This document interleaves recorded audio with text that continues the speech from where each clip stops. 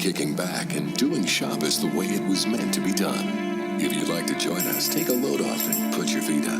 No need to put your name on the wait list. You're already a VIP. Oh, and you might want to hold on to your jacket. It's pretty chill in here.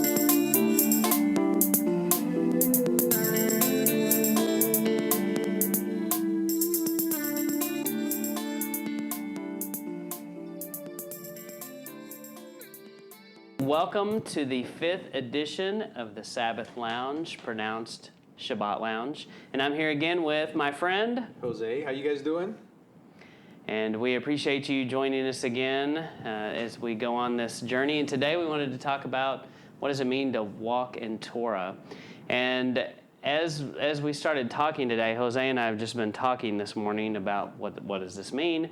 And I was thinking back on my days of going to church. So Jose, I used to go to church every time the doors were open. You know, if it was Sunday night, Wednesday night, VBS, Bible class, you know, men's class, every opportunity there was, I was there.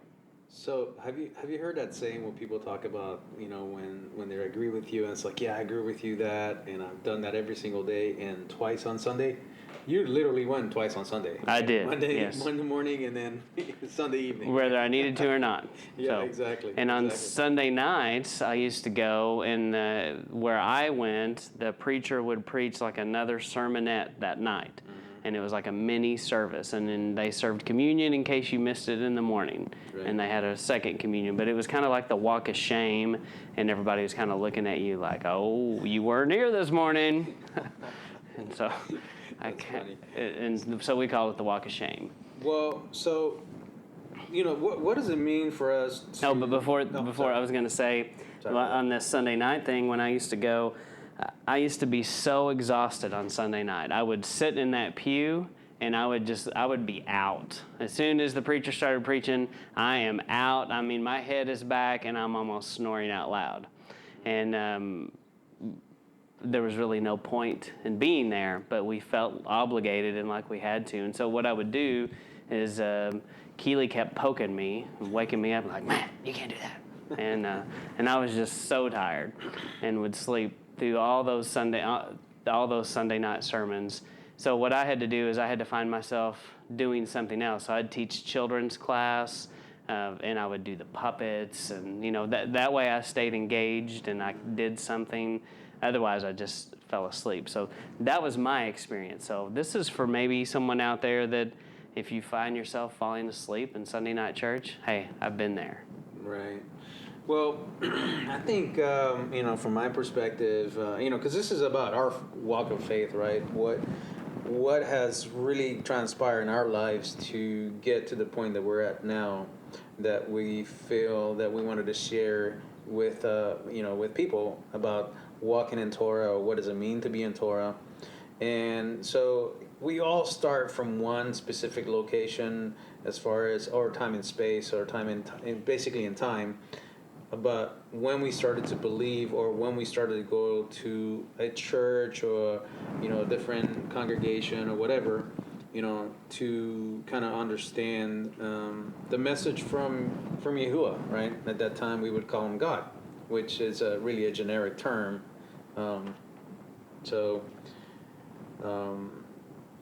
It's important for us to know, okay, where did we begin, okay? And you said something about, you know, staying engaged and basically that you felt tired. Well, you know, I did the same thing growing up in church and with family going to different services. You know, I think we discussed at the early stages of our faith. I started out, you know, following the Catholic traditions and dogma, and you know, to me that was I was the one falling asleep on the pews. And I remember growing up, and my parents were pinching me. My dad would pinch me and try to wake me up so I can stay awake. So I can relate with that in regards to, you know, people just sometimes are tired, but maybe physically tired, or maybe mentally tired, or maybe just tired of the same stories over and over and over again. Yeah, I think that's where I was at. You know, I felt like I was going to church, and here I am, an adult. I mean, I guess I had spent a lifetime of falling asleep in Sunday night church, from the time I was a kid to the time I was an adult, and in my 20s. I think I was ready for more than milk, and I just kept getting milk. I've heard the same thing, for so many years, and it never got into much detail. And I was ready for meat, and there was no meat. Right.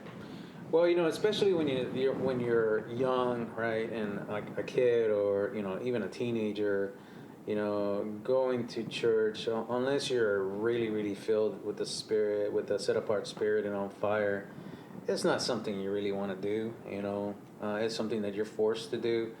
And as parents, we're trying to instill to our children, what does it mean to actually believe what we read? And then put that into action. Well, and I think that's what was different maybe in the church setting is I feel like in modern church setting, it's very easy to compartmentalize, and that's kind of what we're taught, that you have your outside life and you do whatever you do to make money and friends and whatever, and then you come for an hour on Sunday and you have this church life that you live out. And you're just kind of punching your clock, and most people view it as, they've got a time clock and a time sheet, and he's looking down from above, taking roll, saying, "Oh, yep, he's here today. Good job." And then when they walk in, they're punching in, and when they walk out, they're punching out. And somehow, by being there all those times, that it makes their resume look good. And at least a lot of people that I knew growing up in that tradition, I think that's how they saw it, as they were kind of punching their clock. Right. Well, so I think Matt mentioned that we were talking before we started actually taping, and the more I'm thinking about it, maybe we should have taped those conversations too, because they were pretty interesting. Yeah.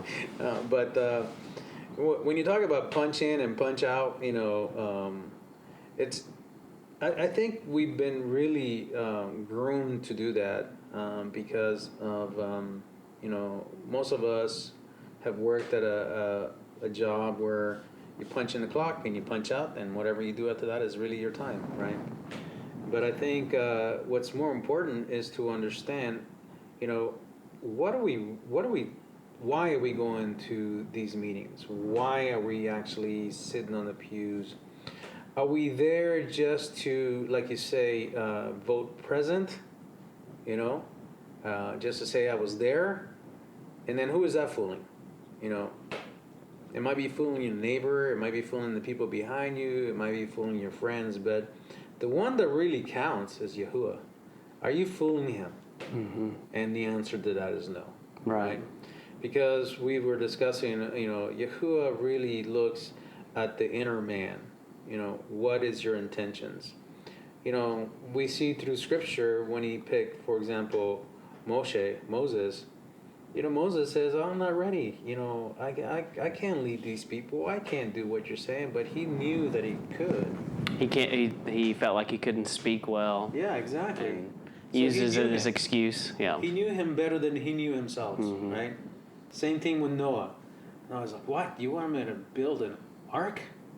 Are you kidding me? I'm gonna be in front of all these people, and I'm gonna be building. It's not even raining out here." It's like, oh, just wait. And I'm supposed to tell them there's going to be a flood, and yeah. Maybe it's never even rained before on the earth, and they don't even know what I'm talking about. And the funny part about that story, kind of on a rabbit trail here, but it took almost 200 years to get that ark finished. Yeah, that's a long time. Can you imagine? What are you doing today? I'm building an ark. I've been doing it for 200 years. Yeah, and so when people say, "Oh yeah, you built an ark," in today's environment, it's like, "Hey, what's that? What, 90 days?" No, with today's equipment probably, but in those days it's like it took a long time. But regardless of that, it's like, why are we there? And are we there to just be present and just warm the pews, or are we there to stay engaged, is what you said earlier, right? And I think that's one of the things that we're trying to do in our walk is stay engaged, not only with ourselves but with our family, which is sometimes really difficult. Specifically when you got to fight. You got challenges that like work. You mentioned that. which really tugs your time, so you got to kind of figure out how to fix that. But as far as we're concerned, as far as me, I think of it as, what does it mean to walk in Torah? Well, it means that we have a responsibility, right? We have a responsibility not to just sit there and hear what you're being taught, but sit there and listen and then apply what you're being taught. Well, and I think maybe a question somebody might have right now, and I think you can answer this, Jose. What is Torah? When we say walk in Torah, what is Torah? What do you think? Well, so how did I come up with my own, understanding of this? It's not just by sitting in the pews and listening to what you're told. It's really doing some investigation and really applying what you learn in your life. Well, and don't you think when we say walk in Torah, if somebody doesn't know and they're new to this, we're talking about the Bible. And right. And so we're talking specifically about the first 5 books or so of the Bible, where it's really laid out, and these first 5 books were direct dictation, where some of the other things go through kind of some process through a human. But I believe those first 5 books directly were the words from the Father to his children. Direct. There's basically no middleman on those first 5 books. Right. And one thing we got to remember too is that those first 5 books, even though that is called the Torah, every single book after that, if we want to divide them in books, are based on those precepts. Right. That's the foundation. That's the foundation. Exactly. And it makes sense when you study that a little bit and understand that those first 5 books are direct words from the Father. Looks like they were on sapphire tablets, possibly, but Moses received this when he went up on the mountain, and it wasn't secondhand information. It's right. just direct from the mouth of from the Father. So, so how did I come to understanding of Torah per se, or the whole concept of Torah to me is basically, Yahuwah's word, right? And it came really to me when I was sitting there and reading Scripture from different translations, basically, right? So I would take the Spanish, and then I would look at the English, and I would look at the NIV, and then I looked at American Standard, and then I looked at the Complete Jewish Bible, and then I looked at the Names of God, and all of these different scriptures, and some of those different scriptures have different words that are substituted, and so you got to figure out, okay, what's the best interpretation, right? And then I finally realized, okay, so one of the first things that I have to do myself is kind of understand it from a different perspective. And I think we talked about this earlier. It's not, you got to understand it from a Hebrew perspective, because we got to know, you have to know this out there, that Yahushua, Jesus, okay, was born in with a Hebrew mindset, Hebrew traditions, or you would call them Jewish traditions. So you have to understand where they're coming from. So wait, you mean he wasn't fair-skinned, blonde, and blue eyes? That's what you're saying? Exactly, yeah. And as you were talking about that as a kid, I think it depends on your cultural perspective. Almost every culture views him however they look. And I think in a lot of ways he can be that, for sure. I think he's beyond color or all that, but when he was in physical form, he was definitely not what we see represented so many times in movies, and there's so many movies I think where he has like an English accent, Right. And it definitely didn't have that, and he was Jewish in all sense of the from the time he was born. He probably had the Torah memorized. He did all the things that a good Jewish boy was supposed to do. One of the things that I loved about the movie, the Passion of Christ, I believe it's called, right, is the fact that Yahushua was speaking in Aramaic, and we saw the subtitles, and to me that was like, wow, it was really good, and even Yeshua the Messiah, that other movie that came out where they were speaking in Hebrew or Aramaic, and then they had subtitles, and I thought that was also pretty good, because it brings us closer to realize that a lot of the things that we've heard and been taught and we read on some of these translations are off the mark. Oh yeah. Okay, so as believers, we have to diligently search the exact meaning, and you can't get that by just sitting in the pews and just being spoon-fed milk. Well, you have to be engaged. That's right, and it reminds me of this really bad movie, and I apologize to anybody who really likes this movie. It was a Tom Cruise movie, and I believe it's called Valkyrie or something, and he was supposed to be... I thought it was pretty good. Well, okay. Infiltrated the Germans and was trying to take them down from within. But the thing I could never get over in that movie is no one sounded like they were German. Oh, yes. And that drove me crazy. I'm like, how could you be in this movie, pretend you were to be German, and they sound like an American speaking? And I think that's what we do to our Messiah many times, is we put, it doesn't matter your culture. Every culture, I think, does it. It's just part of human nature. We tend to, it takes a little more effort, I think, to see someone for who they are in their culture, so to speak, and not just impose your values upon them. And I think so many times we look at Yeshua and we impose our American values or whatever country or culture you're from, and we presume that about him, and that's not been correct. Well, so there's an old saying. So I think we talked about my background being in the military, and I'm a little bit of a history buff, and I like reading about ancient civilizations and their history and the timeline. So I love that. But there's a saying that's called "the victor writes the history."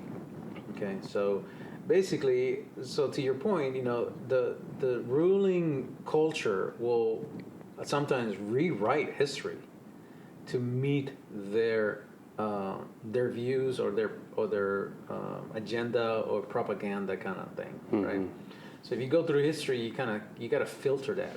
Yeah, for sure. Look at American history and look how we talk about the Native American, or traditionally we've talked about the Indians, called them naked savages, and we definitely have a different version than, say, the American Indians. If you ask them about how this history went, they have a much different version of the same story, right. And rightfully so, because their land was taken, and we often only hear it from the America perspective of manifest destiny, that it was the destiny of the country, and they're going, what? First off, you can own land? There were so many concepts that they don't understand. Yeah, it was foreign. Yeah, so, if people have any doubts about that particular subject, I mean, just think about what happened even in Central America when Cortez landed in like, for example, Guatemala or, Mexico, where they were there was a prophecy for them that there was going to be this person coming in, like a coming king or something, right? So they welcomed them, as friends, similar to not just friends, but possibly the second coming of their God, and exactly. like, oh, here he is, and yeah. Cortez gets off the boat, and he's like, what? Yes, I am. Yes, I am that guy. Yeah. So anyway, they're welcomed and then they take over. So right. But I think we're digressing a little. Yes, we are. Back to what does it mean to walk out and live in Torah? Definitely, I think there's more. You got to go deeper than your flannel graph Jesus, that you saw in Sunday school, and there's a lot more to this story and a lot more to him, and I think we got to get beyond what we talked about, compartmentalizing, and it should be something you do in every aspect of your life. It's not you go do this little thing here and this little thing here. Everything meshes together. So we said all of that, I think, I just want to kind of bring a point out here, and that is that when I finally realized that we needed to kind of change our ways is when I looked at the different translations, right? And then I read what Yahushua, Jesus, tells his disciples, or tells the people. It says, I did not come to destroy the Torah. Okay? Now, in different translations, it'll say the law. Okay? And the law has like a negative connotation to it. Think about traffic violations and tickets and stuff like that. The law, you got to follow the law. Well, really, the Torah is basically showing you how to live the way Yahuwah wants you to live. Okay. Now, some of those items that are covered in Deuteronomy, for example, they have been done away with, and essentially because we're not going to walk around stoning people, right? And we're not going to go around, hanging people for, adultery or stoning them for that. Because I think our country has evolved from that. However, we still, to this point, has a negative connotation if somebody has an adulterous relationship, right? And that goes back to what the Torah says. Yahushua said, I did not come to destroy the Torah, but I came to fulfill it. So I struggled with that, and I said, okay, what does he mean by fulfillment? Is it finished? That's what we've been taught, and to me that's milk, What does he come to? He came to fulfill it. So when I say something like, hey, I'm going to fulfill that, I'm going to accomplish it, I'm going to live it, I'm going to show you how to live Torah.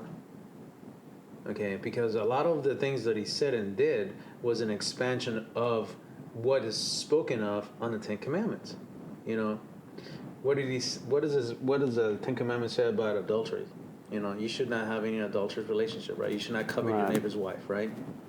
Well, guess what? Then Yahushua said, even if you look at a woman... Yeah, he took it a step. He took it even deeper. So, which is what it meant all along, yeah. but there was just the surface value that he said, don't commit adultery, but this is what it really means. Right, exactly. So that's the issue that we have to understand, is that he did not come to do away with any... So it goes back down to, who do we believe that Yahuwah is, which is, what most people will call God. However, we specifically identify Yahuwah as God, right? Pretty chill in here. We've reached the end of episode 5. We will continue the rest of this in episode 6. Please send us questions or suggestions for future shows at Yeshua1600@gmail.com. You can follow my WordPress account at itsyahushua.wordpress.com. And we also have a Twitter account that's Sabbath Lounge. Please follow, share on social media. Thank you.